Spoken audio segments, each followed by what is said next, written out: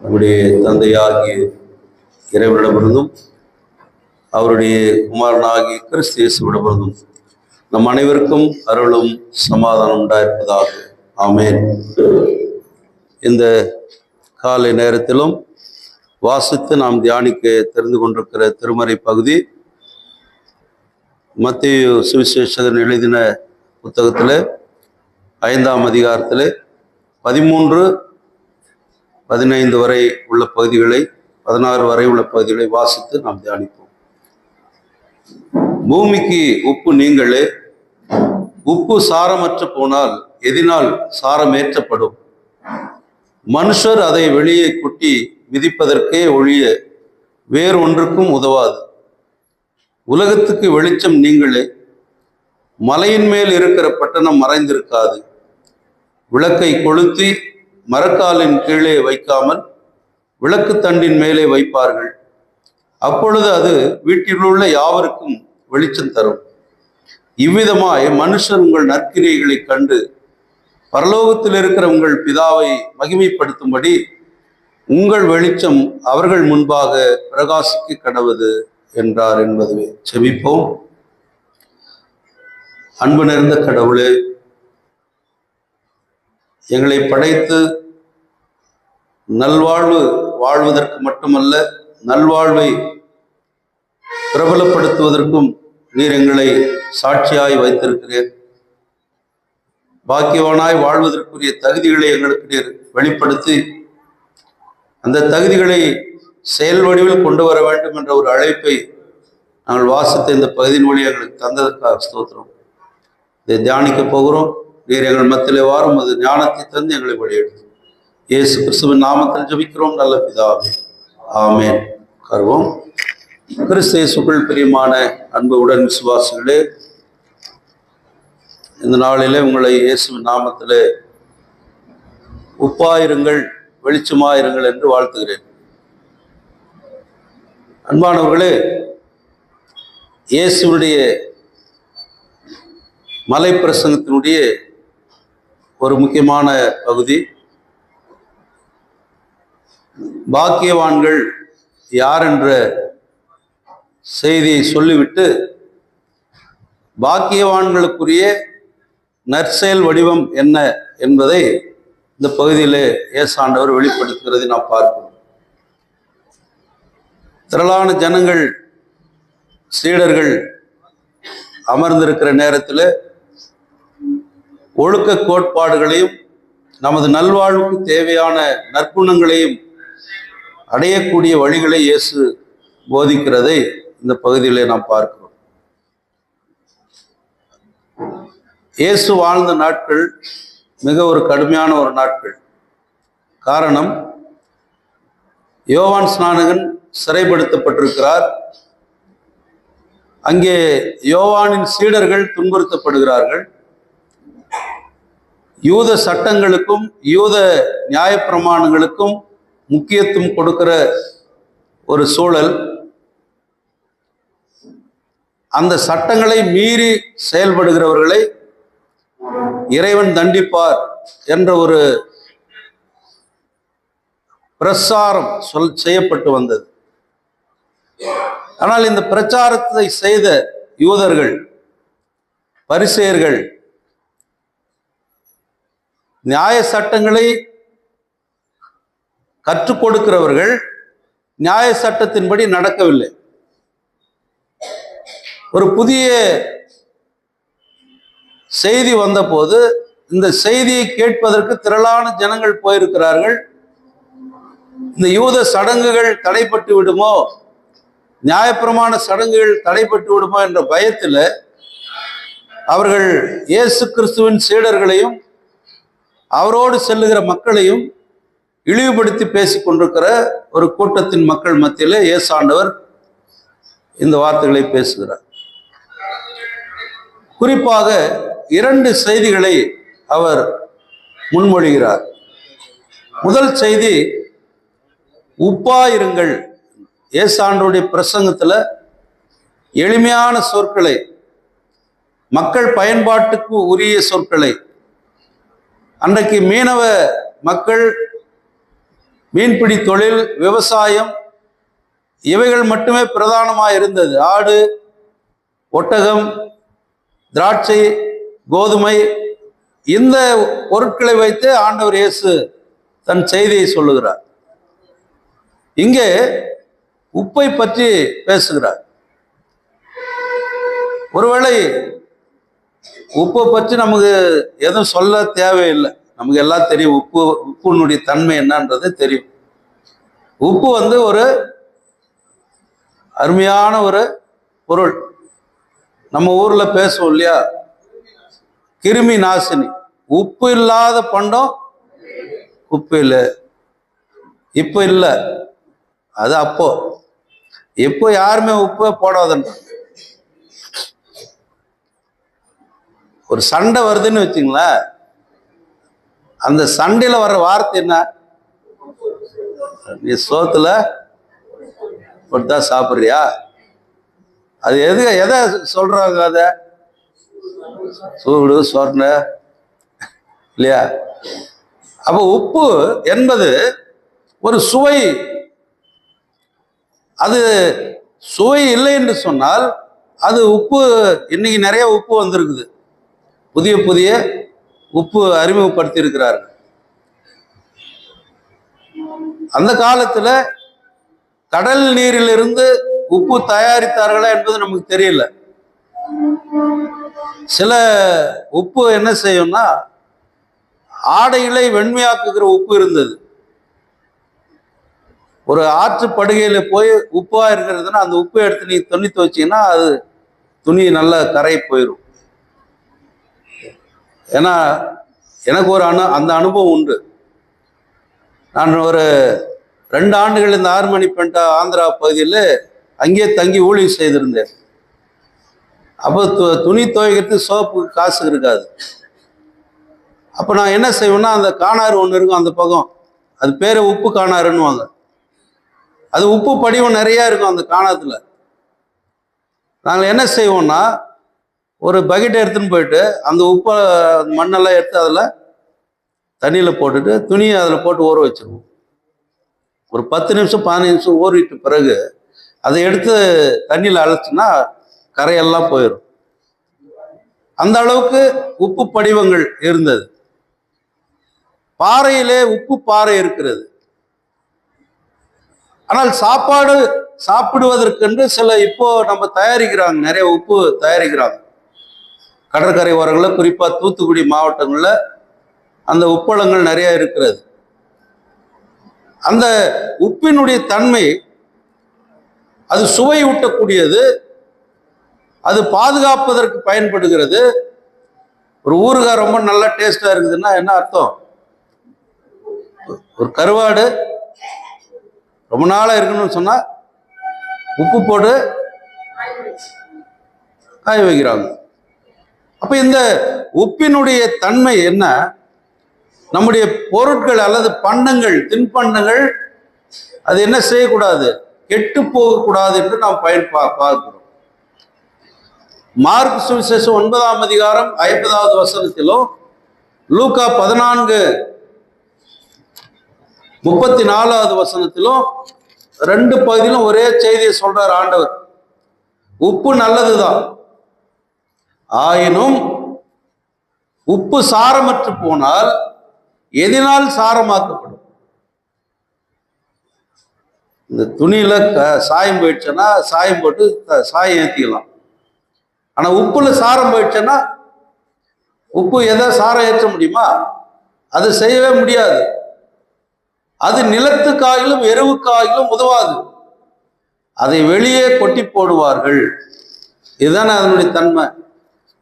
அப்ப சாரமுள்ள உப்பு அதுதான் பிரயோஜனமானது. இங்க அது வெளியே கொட்டி மிதிப்பதற்கு தவிர வேற ஒன்றுக்கும். அப்ப இங்க ஆண்டவர் சொல்ற ஒரு செய்தி, நீங்க உப்பாயிருங்கள் அப்படின்னா என்ன அர்த்தம்? உப்பின் தன்மை நம்முடைய வாழ்க்கையில் இருக்க வேண்டும். அது மற்றவர்களுக்கு சுவை கொடுக்கிறது. நம்முடைய வாழ்க்கை மற்றவர்களுக்கு சுவையா இருக்க வேண்டும். அது பிறர் சில தின்பண்ணுகள் கெடாமல் காப்பாற்றுகிறது. நாம் பிறரை கெடுக்காமல் பிறருடைய வாழ்க்கைக்கு உதவுகிற மக்களாய் நாம் இருக்க வேண்டும். இங்கே பிறர் கெட்டு போகாமல் அவர்களுக்கு உதவுவது, ஜபத்தில் உதவுவது, அவருடைய தேவையில் உதவுவது, இப்படி சில காரியங்களை நாம் செய்கிற பொழுது அதற்கு ஒரு பேர் வச்சிருக்கிறோம். நாம் அது என்னது? நற்செயல்கள் அப்படின்றோம். எது நற்செயல்கள்? மார்ட்டின் லூத்தர் சாஸ்திரி அவருடைய காலத்துல நற்செயல்கள் என்று அழைக்கப்பட்ட காரியங்கள் எல்லாம் எது? பிலாத்துவின் படிக்கட்டு ஏறணும், அங்க இயேசு சிலுவையில் அறைந்த ஆணி, மரியாளுடைய தலைமுடி, இயேசு சிலுவை தொங்கினா அந்த கட்டை, மேலே எழுதி வச்ச எழுத்து, இதெல்லாம் எக்ஸிபிஷனா வச்சிருந்தாங்க. இதெல்லாம் பார்த்தா உங்களுக்கு புண்ணியம் கிடைக்கும், நீங்க நற்செயல்களை செய்தவர்கள் அப்படின்னு எண்ணப்பட்டது. சிலை வழிபாடு, புண்ணிய ஸ்தலங்களுக்கு பாத யாத்திரை போவது, இப்படி தன்னை ஒடுக்குகிற காரியங்களை மார்ட்டின் லூத்தர் எதிர்த்தார். இது வெளிப்புறமான சடங்குகள், இது நற்செயல்கள் என்பது இது இல்லை. அப்ப நற்செயல்களே ஒருத்தர் செய்யணும்னா அந்த நற்செயல்களுடைய தன்மை என்ன? இன்னொருத்தனை போய் அடிச்சு வீழ்த்திட்டு அவங்ககிட்ட இருந்து புடியணும் அந்த காசை இன்னொருத்தனுக்கு கொடுக்கறது நற்செயலா? சொல்லுங்க.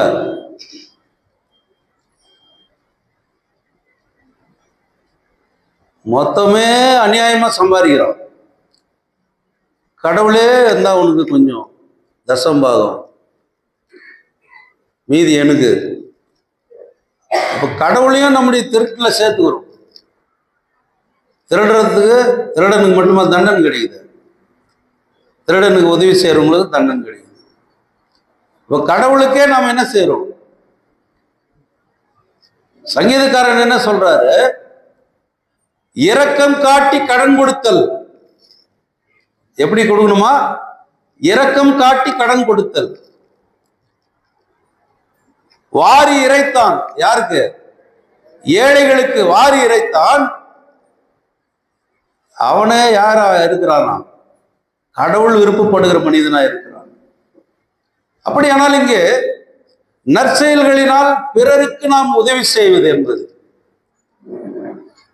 எல்லாமே இருக்குதுப்பா.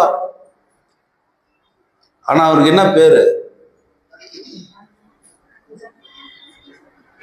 கருமி. கருமின்ற ஒரு பேர் வச்சிருக்காங்க. இருக்குது, ஆனா யாருக்கும் பயன் இல்லை. அப்ப பிறருக்கு உதவுகின்ற பயனுள்ளவர்களாய் சீடர்களையும் தம்மை பின்பற்றி வருகிற மக்களையும் ஆண்டவர் ஆற்றல் படுத்தி உற்சாகப்படுத்துகிறார். இந்த நற்பண்புகளை நீங்கள் வளர்த்துக் கொள்ள வேண்டும். அதுதான் கிறிஸ்தவ தன்மை. இந்த நற்செயல்கள் என்பது பல விதங்களிலே இருக்கிறது. பண்டிட் ஜவஹர்லால் நேரு அவர்கள் பிரதமராக இருக்கிற பொழுது சில மக்கள் அவரிடத்துல கேட்டார்கள். இந்த கொல்கத்தாவில் ஒரு பெண்மணி வெளிநாட்டிலிருந்து வந்து இங்க மதமாற்றம் செய்து கொண்டிருக்கிறார், ஒரு நிறுவனத்தை நடத்தி கொண்டிருக்கிறார். நீங்கள் அந்த பெண்மணியை வெளியே நாட்டை விட்டு துரத்த வேண்டும் என்று சொன்னார். பலமுறை சொன்னார்கள். அவர் அதை பற்றி பெருசா எடுத்துக்கல. ஆனால் ரொம்ப கட்டாயப்படுத்துகிறார்கள். அப்போ சொன்னார், சரி நம்ம போலாம், நேரில் போலாம், அங்க என்ன நடக்குதுன்னு பார்ப்போம், அதன் பிறகு முடிவு எடுப்போம் என்று சொல்லி அன்னை தெரேசா அம்மா அவருடைய அந்த இல்லத்திற்கு அவர்கள் போகிறார். போகிற பொழுது ஒரு துர்நாற்று வீசுகிறது. அந்த வீட்டில இருந்து ஒரு துர்நாற்று வீசுகிறது. எல்லாரும் போறவங்க முகத்தை சுழிச்சுட்டு உள்ள போறாங்க. இவங்க என்ன நினைச்சிட்டு போறாங்க? உள்ள ஏதோ பைபிள் வச்சுன்னு 10 பேரை உட்கார வச்சு அவங்களுக்கு போதனை பண்ணின்னு அவங்களுக்கு ஜபம் பண்ணின்னு அல்லேலூயா அல்லேலூயா அல்லேலூயான்னு சொல்லணும் பாரு அப்படின்னு நினைச்சு நீங்க உள்ள போனாங்க. உள்ள போனா ஒரு தொழுநோயாளியுடைய 2 கைகளிலும் சீழ் வடிஞ்சுட்டு இருக்குது. அதை 2 பெண்களும் இந்த அன்னை தெரேசம்மாவும் தொடச்சு மருந்துட்டு இருக்கிறாங்க. இதை பார்த்த உடனே நேரு சொன்னாரு, ஐயா நீங்க என்ன சொன்னீங்க, இந்த அம்மா ஏதோ மதம் மாற்றுது அப்படின்னு சொன்னீங்க. ஆனா நீங்க பாருங்க அந்த அம்மா என்ன செய்யுதுன்னு பாருங்க. ஒன்றும் செய்யலை, இந்த அம்மா வெளிநாட்டு அந்த அவங்க ஊருக்கு அனுப்பிடணும் தானே, அதுதானே உங்க நோக்கம். நான் அனுப்பிடுறேன், உங்க வீட்டு பெண்களை கொண்டாந்து இந்த வேலையை செய்ய சொல்லுங்க. உங்க வீட்டு பெண்களை கொண்டு வந்து இந்த வேலையை செய்ய சொல்லுங்க. செய்வாங்களா? செய்வாங்களாம்மா?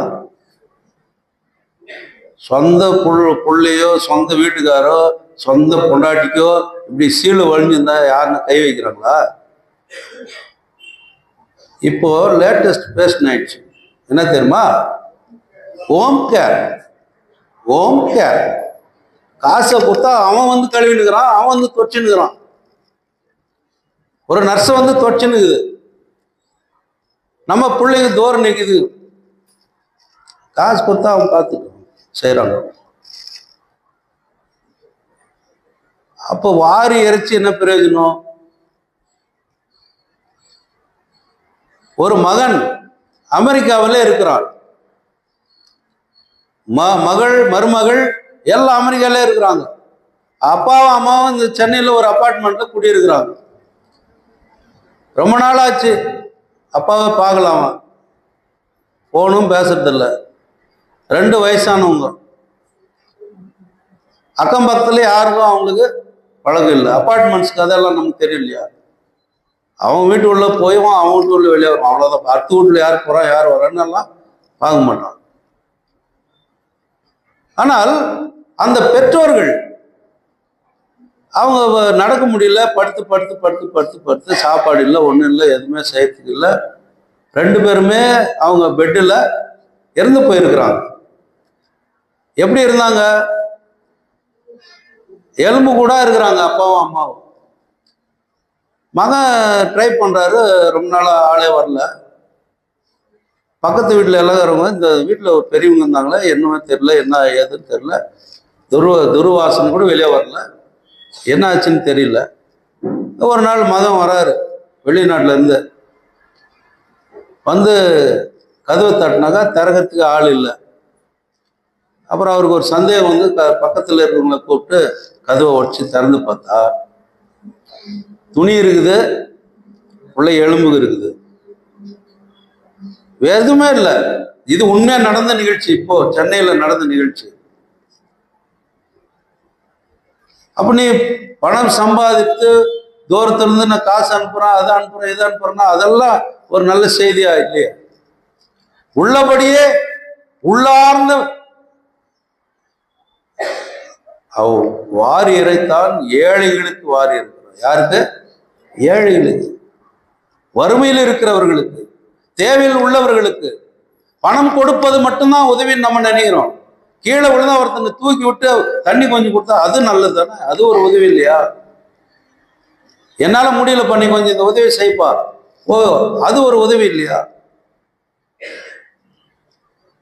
நல்ல வேகமாக கார்ல போயிட்டு இருக்கிறோம், திடீர்னு ஒரு லெஃப்ட் சைட்ல ஒரு 4-5 பேர் நிக்கிறாங்க, ஒரு ஆட்டோ நிக்குது, ஆளு நிக்கிறாங்க, என்னன்னு தெரியல, யாரோ விழுந்துட்டு இருக்கிறாங்க. நாங்க அர்ஜென்ட்டா வேலையை போயிட்டு இருக்கிறோம். யாரோ விழுந்துட்டு இருக்கிறான்னு நான் போல, எட்டி கொஞ்சம் கதவை ஜன்னல் கண்ணாடியை இறக்கி, என்னப்பா யாரோ விழுந்துட்டு இருக்கிறாங்க போல இது, திறந்து பார்த்தா நம்ம ஆளு ஒருத்தர். உடனே காரை ஓரமா நிக்க வைப்பான்னு சொல்லிட்டு உடனே 108 ஃபோன் பண்ணி அவரை தூக்கி கொஞ்ச நேரம் உட்கார வச்சு தண்ணி கொடுப்பாட்டி எல்லாம் பேசி, அடுத்த நிமிஷம் எனக்கு யாரு ஞாபகம் வருது, சுந்தரண்ணா கொஞ்சம் கவர்மெண்ட் ஹாஸ்பிட்டலுக்கு போ, இப்படி ஒருத்தரை 108ல ஏத்திட்டு இருக்கிறான், நான் வேற வேலையை போறேன், நீ கொஞ்சம் போ. அடுத்த நிமிஷம் அவர் அங்க நிற்கிறாரு, அவங்க மனைவிக்கு முன்னால் நின்றுகிறாரு. நான் ஏன் இதை சொல்றேன்னா, நற்செயல்கள் என்பது எது? பிரதிபலன் பாராமல் செய்கிற நன்மைகள். சங்கீதக்காரன் சொல்றான், இரக்கத்தை காட்டி கடன் கொடுப்பது. சிலர் கடன் கொடுத்து இரக்கம் இல்லாம பண்ணுவாங்க, தெரியும் இல்லையா? அதை கடவுள் விரும்புறதில்லை. அதுதான் பாக்கியவான்கள் யார் அப்படின்னு சொல்லிட்டு சொல்லும் போது நீதியின் மேல் பசிதாகன்றார். அது நீதி சார்ந்த செயல். நற்செயல்கள் என்பது என்ன? நீதி சார்ந்த செயல்கள். அப்ப இதை நம்ம வலுவாது காத்துக்கொள்ளும். உப்பாயிருங்கன்னா உப்பினுடைய பயன் என்ன? அதை போல நம்ம வாழ்ந்தா போதுங்க, அவ்வளவுதான். அதை தான் ஆண்டவர் என்னிடத்துல விரும்புகிறார். அதுதான் நற்செயல்கள். தேவையில் உள்ளவர்களுக்கு கொடுப்பதும், முடியாதவர்களுக்கு உதவி செய்வதும், சமாதானம் இல்லாத மக்களுக்காக ஜெபிப்பது, இது கூட நமக்கு முக்கியமானது. வறுமையில் உள்ளவர்களுக்கு உதவி செய்வது, மருத்துவ வசதி இல்லாதவர்களுக்கு மாதந்தோறும் நம்முடைய திருச்சபையில கொடுக்குறாங்களா உதவி, அது ஒரு பெரிய உதவி. அரசாங்கம் 1000 ரூபாய் கொடுத்தான் 1000 ரூபாய். நீ கொடுப்பியா? யாரும் கொடுக்க முடியாது. 1 ரூபாய் யாரு கொடுப்பாங்க இந்த காலத்துல? கூட பிறந்தவங்களே யாருமே 1 ரூபாய் தர்றதில்லை. யோசித்தானே கொடுக்குறாங்க. அப்ப நற்செயல்கள் என்பது என்ன? மற்றவர்களுக்கான நம்முடைய வாழ்க்கை அர்ப்பணிப்பு தான் கிறிஸ்துவ வாழ்க்கையினுடைய. ரெண்டாவது அவர் சொல்றாரு, ஒரு வெளிச்சத்தை பற்றி சொல்றாரு. இந்த வெளிச்சம் அது என்ன செய்கிறது? இப்ப சூரியன் இருக்கிறது, நிலா இருக்கிறது. இந்த சூரிய வெளிச்சத்தை கடன் வாங்கி நிலா வெளிச்சமாகிறது. நிலவு எப்படி வெளிச்சம் கொடுக்குது உங்களுக்கு தெரியும். அது சூரியனிலிருந்து வெளிச்சத்தை வாங்கி நிலா பிரதிபலிக்கிறது. அப்போ இந்த உலகத்தின் ஒளியாகிய இயேசு, நானே இந்த உலகத்தின் ஒளி என்று யோவான் 8:12 சொல்றாரு. இந்த உலகத்தின் ஒளியாகிய இயேசுவை பின்பற்றுகிற மக்கள் இந்த சூரியனாகிய இயேசுவின் ஒளியை வாங்கி நிலவாய் பிரதிபலிக்க நாம் அழைக்கப்படுவோம். அதுதான் காரணம். என்ன? இந்த உலகம் பல்வேறு இருளில் அகப்பட்டு கொண்டிருக்கிறது. அந்த இருளின் கோர தாண்டவம் இந்த உலகத்துல பாவமாக மாறிக்கொண்டிருக்கிறது.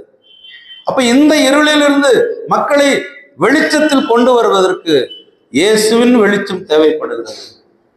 அதனாலதான் சொல்றாரு, நீங்கள் உலகத்துக்கு வெளிச்சமா இருக்கு. காரணம் சொல்றாரு, பக்தன் கூட பாடுற, நம்ம பாட்டுக்குள்ள எல்லாம் பாட்டு இருக்குது. இருள் நிறைந்த உலகம் இது, துன்பம் என்னை நிற்குது, அருள் பெருகி ஒளியாகி அன்பு தந்த தேவமே, அருள் பெருகி ஒளியாகி அன்பு தந்த தெய்வமே. அப்போ இருள் நிறைந்த உலகம் இது. நம்மை வெளிச்சமாய் இருக்க ஆண்டவர் அழைக்கிறார். காரணம், நான் ஒளியாய் இருக்கிறேன், நான் வெளிச்சமாய் இருக்கிறேன். என்னை பின்பற்றுகிறவனும் ஒளியாய் வெளிச்சமாய் இந்த உலகத்துல இருக்க வேண்டும். பிறருக்கு நாம எப்பவுமே இருளா இருக்கக்கூடாது. மற்றவர்களுக்கு நாம் வெளிச்சமாய் இருக்க வேண்டும். நீதிமொழிகளின் ஆசிரியர் 4ஆம் அதிகாரம் 18வது வசனத்துல சொல்லுகிறார், பிறருக்கு நீ இருளா இருக்க, நீதிமானுடைய பாதை விடியற்கால வெளிச்சம் போன்றது என்று சொல்லுகிறார். ஆனால் துன்மார்க்கனுடைய பாதை என்ன? அதே 19 சொல்றாரு, 4:19 நீதிமொழியில், அது காரிருள் என்று சொல்லுகிறார். பாண்டவர் பாக்கியவான் என்பதும் நீதிமான் என்பதும் நாம் உப்பாய் இருக்கிறது மட்டுமல்ல, வெளிச்சமாயும் இருக்க அழைக்கப்படுகிறோம். ஒரு விளக்கை கொண்டு வந்து ஏசாண்டவர் சொல்றாரு, மரக்காலின் கீழே வைக்கிறதுக்கப்பா, ஒரு விளக்கை கொளுத்தனா டேபிள் கீழே வைப்போமா? எங்க வைப்போம்? அது டேபிள், அது மறைச்சு வைக்கிற இடமா? ஒரு வெளிச்சம் மறைச்சு வைக்க முடியுமா? மறைச்சு வைக்கவும் முடியாது. ஏசாண்டவர் சொல்றாரு, மார்க் 4:21, லூக்கா 8:16 சொல்றாரு, அதை உயர்ந்த இடத்தில் வைப்பார்கள், மரக்காலின் கீழே வைக்க மாட்டார்கள். நீங்கள் உயர்ந்த இடத்துல. எப்படி? மலை மேல் இருக்கிற பட்டணம் மறைந்திருக்காது. ஒரு கலங்கரை விளக்கும், இந்த கலங்கரை விளக்கு இருக்கிறது, அந்த விளக்கு கடல் பரப்பிலே இருக்கிற கப்பல்களுக்கு வழிகாட்டியாய் நிற்கிறது. அந்த விளக்கு கடலுக்குள்ள போல, அது எங்க நிற்கு? அது கடற்கரையில் நிற்கிறது. ஆனால் இந்த வெளிச்சம் எங்க போகுது? அப்படிதான் கிறிஸ்தவ வாழ்க்கை கூட. நாம் எங்கே நின்றாலும் பிறருக்கு வெளிச்சமாய் இருக்க வேண்டும், பிறருக்கு வழிகாட்டிகளாய் இருக்க வேண்டும், பிறருக்கு வாழ்வளிக்கிற மக்களாய் நாம் இருக்கும், இருள் அகற்றுகின்ற சுடர்களாய் நாம் மாற வேண்டும். பிலிப்பியர் 2ஆம் அதிகாரத்துல 14வது வசனத்துல பவுல் சொல்றார், நீங்கள் எரிகிற சுடர்களாய் இருங்கள். அந்த சுடர் மற்றவர்களுக்கு ஆசீர்வாதமா இருக்கணும். பவுலே சொல்றாரு, யாக்கோபு சொல்றாரு, கிரியைகள் இல்லாத விசுவாசம் செத்ததுன்றாரு. நீ எவ்வளவு விசுவாசமா இரு, ஆனால் கிரியைகள் இல்லாத விசுவாசம் செத்து போனதுன்றாரு யாக்கோபு 2:26. அப்ப கிரியைகள் என்பது சில நேரத்தில் மார்ட்டின் லூத்தர் காலத்தில் நடந்த நிகழ்ச்சினா, நற்கிரியைகள்னால் மோட்சத்துக்கு போகலான்னா அது இல்லை. விசுவாசத்தோடு கூடிய நற்கிரியைகள், பிரதிபலன் பாராத நற்கிரியைகளை ஆண்டவர் எதிர்பார்க்கிறார். பிறருக்கான நற்செயல்கள் யாரை மகிமைப்படுத்தணுமா? இத சொல்றாரு அவரு, பரலோகத்தில் இருக்கிற உங்கள் பிதாவை மகிமைப்படுத்தும்படி உங்கள் வெளிச்சம் அவர்கள் முன் பிரகாசமா இருக்கணும். யார் முன்ன? இந்த உலகத்தாருக்கு முன்னால. ஐயோ அப்படின்ற வார்த்தை போட்டானா நம்மளை பத்தி முடிஞ்சு போச்சு கதை. ஐயோ வேற யார் பண்ணாலும் பெருசா வராது, நீ நானும் பண்ணிட்டோம்னா அது பெருசா வந்துடும். ஏன்? காரணம் என்ன? கிறிஸ்தவர்கள், இவர்கள் கிறிஸ்தவர்கள் இப்படி செய்யலாமா? கிறிஸ்தவர்கள் வாயில் இப்படி வரலாமா? கிறிஸ்தவர்கள் இப்படி நடக்கலாமா? கிறிஸ்தவர்கள் இப்படி செய்யலாமா? அப்படின்ற உலகம் நம்ம எப்படி பார்க்குறது? அப்போ உலகம் என்னை பாக்கியவானா பார்க்குது, உலகம் என்னை பரிசுத்தவானா பார்க்குது, உலகம் என்னை நற்கிரியைகளின் செய்கிறவனா பார்க்குது, உலகம் என்ன உயர்ந்த இடத்துல உப்பாய் வெளிச்சமாய் பார்க்கிறது. ஆனா நான் அப்படி இருக்கிறேனான்றதுதான் என்னுடைய எனக்கு முன்னால இருக்கிற சவால். நான் அப்படி இருக்க முடியல.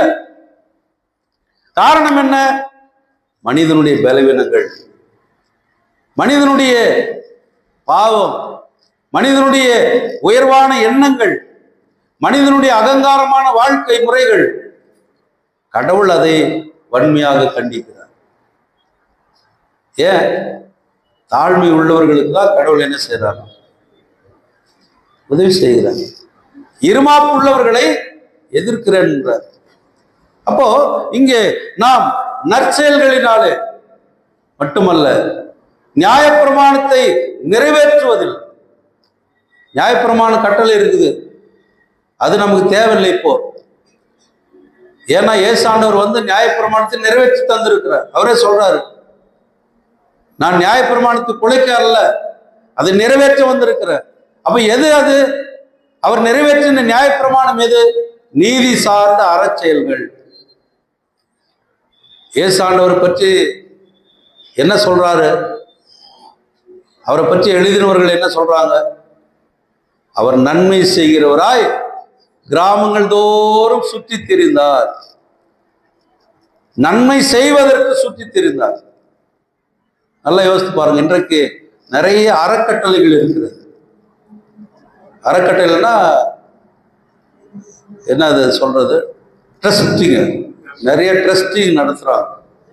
முதியோர்களுக்காக, ஏழைகளுக்காக, அனாதை பிள்ளைகளுக்காக, விதவைகளுக்காக, உதவு உள்ளங்கள், அன்பு கரங்கள், என்ன சொல்றது, கருணை இல்லம், இப்படி எல்லாம் நடத்துறாங்க. நமக்கு ஒரு பிறந்தநாள் ஒருத்த போட்டோ போட்டு அனுப்பிடுறோம். சார் உங்களுக்காக எங்க பிள்ளைங்களோட நாங்கள் ஜெபம் பண்ணிட்டு இருக்கோம் சார். யார் சார் அது? யாருன்னே தெரியல நமக்கு. என் பிறந்தநாள் அவனுக்கு எப்படி தெரிஞ்சுன்னு தெரியல. நேற்று ஒரு அம்மா ஃபோன் பண்ணுது, சார் தீபாவா உங்க பிறந்தநாள் சார், அவங்களுக்கு ஜெபம் பண்ணுறோம் சார், அவங்க சார்பாக எங்கள் பிள்ளைங்களுக்கு எதனா செய்யுங்க சார். சொன்ன ஜெயலலிதா அம்மா பிறந்தநாள் அன்றைக்கி தான் எங்கள் ஐயரம்மா பிறந்தநாள், இன்னைக்கு இல்லைன்ட்டா. நேற்று ஃபோன் பண்ணுறாங்க. உதவும் மக்கள் பல சூழல்ல பல விதமா கேட்டு வாங்கி அந்த மக்களுக்கு செய்யறாங்க. அப்ப நற்செயல்கள் என்பது மத்தேயு சுவிசேஷத்துல சொல்றாரு, விளம்பர நன்மை வேண்டான்றார். விளம்பர நன்மை வேண்டாம். மற்றவர்கள் பார்க்கிறதுக்காக நாம் செய்கிற நன்மைகள் நமக்கு வேண்டாம். எனக்கு தெரிஞ்ச ஒருத்தர் அவர் சொல்லுவாரு, எதனா வேணா வந்து கேட்டு வாங்கிங்க, நான் செய்யறேன். சரி, நம்ம யாருன்னா அனுப்புவோம். அது போயிட்டு வந்துட்டு, ஐயா போனோம், நீங்க சொன்னதை செஞ்சுட்டாரு, கொடுத்தாரு, வாங்கிட்டு வந்துட்டுங்க. போகும்போது எதிர்காட்டு 2-3 பேர் நம்மளை பார்க்குவாங்கல்ல, சோதர ஐயர பரவாயில்ல, நல்ல காரியம் செஞ்சுக்கிறாயிரா, என்னப்பா இல்லை யாரை ஒருத்தர் அனுப்பினேம்மா அவர்கிட்ட, அவர் ஏதோ கொடுத்து அனுப்பிச்சிட்டாரு. இதுலேயே ஒரு 7-8 பேர் சொல்லுவாங்க நம்மளுக்கு, என்னடா இது, நம்ம ஒரு ஆள் அனுப்பினா அவர் கொடுத்துருக்கிறாரு, கொடுத்துட்டு சும்மா இல்லை, இப்போதான் அனுப்பிச்சாரு சித்தாயிரு, இப்போதான் கொடுத்து அனுப்பிச்சேன் அவருக்கு. அவங்களே கேட்க மாட்டாங்க, இவரே சொல்லி சொல்லி சொல்லி. அப்போ அது என்னது, அது விளம்பரம். அது நன்மை செய்வதற்கு விளம்பரம். நன்மை செய்வதில் சோர்ந்து போகாமல் இருங்கள் என்றாரு. இங்கே விளம்பர நன்மை நமக்கு தேவையில்லை. நீதியின் மக்களாய் நாம் வாழ்கிறோம் சொன்னா அது பிரதிபலன் இல்லாத மக்களுக்கு, உலகிற்கு நாம் வெளிச்சமாய், பிறருக்கு ஒளி கொடுக்கிறவர்களாய், உலகுக்கு உப்பாய், பிறருக்கு ருசியாய் நாம் இருக்கணும். நம்ம பேரை சொன்னா பரவாயில்லப்பா, அவர் நமக்கு செய்வார், அவர் பேர் சொன்ன அப்படின்னாவும் போச்சு, அவர் செய்வார் அப்படின்னா முடிஞ்சு போச்சு கதை. அதுல எவ்வளவு அர்த்தம் இருக்கு இல்லையா? அப்ப ஆண்டவர் இங்கே நமக்கு சொல்லுகிற அழைப்பு என்ன? மனம் திரும்புதல் கேட்ட கனி கொடுங்கன்னா நீங்க யோவான் ஸ்நானன் சொன்னாரு, அதேதான் ஏசாண்டவர் இப்ப வேற மாதிரி சொல்லிருக்கிறார். அங்கே அவர் பாக்கியவான்களா இந்த பூமியை சுதந்திரிக்க போகிற மக்கள் எப்படி இருக்க வேண்டும், நீ சமாதானமா நீதியினால மற்றவர்களுக்கு உதவுகிற சாந்த குணமுள்ளவனாய் இரு என்றெல்லாம் சொல்லிட்டு இப்ப என்ன சொல்றாரு, நீ உப்பாயிரு வெளிச்சமாயிரு. இந்த 2 விஷயம் தாங்க. உப்பை பத்தி உங்களுக்கு தெரியும், வெளிச்சம் பத்தி உங்களுக்கு தெரியும். உப்பு என்னெல்லாம் செய்யுமோ அதெல்லாம் நீங்க செய்யுங்க, வெளிச்சம் என்னெல்லாம் செய்யுமோ அதெல்லாம் நீங்க செய்யுங்க. ஏன்னா உப்பு பிரயோஜனம் உள்ளது, நானும் பிரயோஜனம் உள்ளவன். வெளிச்சம் மற்றவர்களுக்கு ஒளி கொடுக்கும், நானும் ஒளி கொடுக்கிறேன். காரணம், ஒளியாகிய இயேசு ஆண்டவர் எனக்கு இந்த பணியை கட்டளையிட்டு இருக்கிறார். உலகமெங்கும் போங்கன்னார். சகல மக்களையும் சந்தியுங்கள், சகல மக்களுடைய தேவைகளையும் சந்தியுங்கள். உபதேச மன்றத்துக்கு வந்தாங்க இயேசு ஆண்டவர், ஜனங்க நிறைய வந்தாங்க. அவங்கள பார்த்துட்டு உபதேசம் மட்டும் சரி எல்லாம் போயிட்டு வாங்க அப்படின்னா அதில் அர்த்தம் இல்லை. அவர் பார்க்குறாரு, மேய்ப்பன் இல்லாத ஆடுகளைப் போல் இவர்கள் இருக்கிறார்கள் என்று அவர்கள் மீது மனதுருகி அவர் என்ன செய்யறாரு, உங்களுக்கு ஒரு சாப்பாடு கொடுங்க, உங்களுக்கு பாவம், உங்களுக்கு சாப்பாடு. 2 நாள் நீங்க இப்படி போய் பாருங்க, ஆளாங்க ரோட்ல என்ன பக்தி பரவசமா போடுறாங்க, போய் பாருங்க. இங்கே ஒருத்தர் உக்காந்துக்கிறான் சேர் போட்டு, நீங்க அங்கே போய் பாருங்க. இத்திமாஸ் அப்படின்ட்டு ஒரு போர்டு வச்சுட்டு ஒரு சேர் போட்டு ஒரு பாய் உட்காந்துருக்காங்க. எதுக்கு? இஸ்திமாக்கு போங்க போங்க, அங்கே போங்க, இதான் வழி. அங்கே ஒரு போனர் வச்சு அங்கே ஒருத்தர் உக்காந்துக்கிறான், இப்படி தான் போங்க, அங்கே ஒருத்தர் உக்காந்து அப்படிதான் ஒருத்தர். நம்மளால சொல்றாங்க இஸ்திமா போட்டுக்கிறாங்களா, போலாம் வாங்க. ஏன்பா? நிறைய கடை போட்டுக்கிறாங்க, நிறைய பலகாரம் இருக்குது, நல்லா ஷூ இருக்குது, துணி இருக்குது, எல்லாம் விலை கம்மியா விற்கிறாங்க. நம்ம போறது, அவங்க எதுக்கு போறாங்க? அல்லாஹ் பற்றிய செய்திய இறை நம்பிக்கையை வளர்த்து கொள்வதற்கு அவங்க போறாங்க. எங்கெங்கயோ ஊர்ல இருந்து வரான். நம்ம ஊர்ல நான் பாக்குறது தான் நடக்குது. ரம்ஜானுக்கு துணி எடுக்கிறவங்க நம்ம தான் போய் எடுத்துக்கணும். தெருவுக்கு அந்த பக்கம் போகும்போது பார்த்தா எல்லாம் தோத்துறாரு இனியாம்பா என்னதுப்பா இதாவது துணி எழுது இதை நீங்க எனக்கு வந்து நம்மளும் போட்டாகிறாங்க. அன்பானவர்களே, நற்செயல்கள் என்பது என்ன? இந்த கையில இருக்கு, இப்படி கொடுக்கறது இந்த கைக்கே தெரியக்கூடாதுன்றார் ஆண்டவர். இந்த கை தெரியக்கூடாது. பெரிய பெரிய விளம்பரங்களை செய்து இன்னைக்கு நற்காரியங்களை பற்றி சொல்றாங்க, நற்செயல்களை செய்யுங்கன்னு சொல்றாங்க. ஆனால் அந்த காலத்துல நீங்க கோயில்கள்லாம் எழுதி வச்சிருப்பாங்க, இங்க கூட எழுதி வச்சிருக்காங்க. அந்த பக்கம் நீங்க பார்த்தீங்கன்னா இந்த ஆலயத்துக்கு கொடுத்தவர்கள், ஆலயத்துக்கு இந்த ஆலயம் ஆரம்பிக்கிறதுக்கான உதவியாக இருந்தவர்கள், அந்த ஆரம்ப குடும்பம், அவங்களுடைய லிஸ்ட் அந்த பக்கம் போட்டிருக்காங்க. எதுக்கு போடுறாங்க? அதெல்லாம் எதுக்கு அது போடுறாங்க? அடுத்த சந்ததி, அடுத்த ஜெனரேஷனுக்கு அது தெரியணும். எப்படியெல்லாம் கஷ்டப்பட்டு இந்த ஆலயம் உருவாயிருக்கிறது, எப்படியெல்லாம் மக்கள் உதாரணமாய் கொடுத்திருக்கிறார்கள், தங்களுக்கு மிஞ்சின காரியங்களை ஆண்டுடைய ஆலயத்துக்கு கொடுத்திருக்கிறார்கள், உடல் உழைப்பு தந்திருக்கிறார்கள், தன்னுடைய வேலையை கொடுத்திருக்கிறார்கள், பணத்தை கொடுத்திருக்கிறார்கள், நேரத்தை கொடுத்திருக்கிறார்கள், திறமைகளை கொடுத்திருக்கிறார்கள், தாளந்துகளை கொடுத்திருக்கிறார்கள். இல்லைன்னா நாம் இவ்வளவு ஆசீர்வாதம் நம்ம உட்கார்ந்துருக்குமா? முடியாது இல்லையா? ஆண்டவர் நமக்கு கொடுத்திருக்கிற அழைப்பு என்ன? உப்பா இருக்குன்னா இந்த கோயில் ஒரு உப்பா நிக்குது, வெளிச்சமா இருக்கு இந்த கோயில் ஒரு வெளிச்சமா நிக்குது. உங்களுக்கு தெரியாது, யாரோ வருவாங்க, யாரோ போவாங்க. நம்ம ஞாயிற்றுக்கிழமை மட்டும்தான் வந்து போறோம், நமக்கு தெரியாது. எல்லாரும் வராங்க, யாரோ வந்து ஜெபம் பண்ணிட்டு போறாங்க. என்ன காரணம்? ஆண்டவர் அவர் எனக்கு செய்வார், அவர் செய்த நன்மைகள் பெருசு, அவர் நமக்கு செய்த ஆசீர்வாதங்கள் பெரியது. அதை நான் என்ன செய்யணும்? மற்றவர்களுக்கு பகிர்ந்து கொடுக்கணும். கிறிஸ்தவ பண்புன்றது அதுதான்.